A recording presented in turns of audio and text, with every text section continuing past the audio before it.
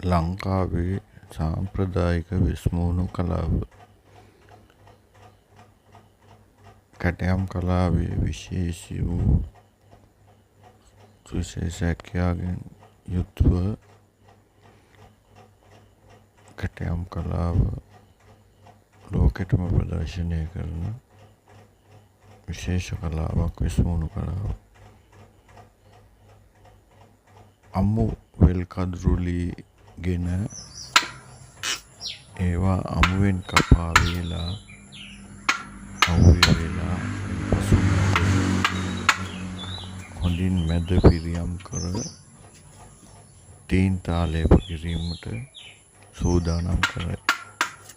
දක්ෂ කැටයම් කරුවන් විසින් වෙස්මුණු නිර්මාණය කරයි.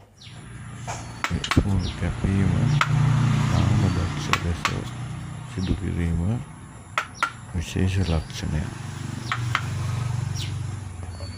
කර්මාන්තය තරුණයන් අතර ප්‍රචලිත නොවුවත් ප්‍රදේශයේ වැඩිහිටියන් ඉතා දක්ෂ ලෙස නිර්මාණශීලීව සිදු කිරීම තාම විශේෂයි. කපා වේලා මැද පිරියම් කොට තීන් තාලේප කිරීම පසු වෙළඳ පොළට නිකුත් කිරීම මෙහිදී සිදු කරයි.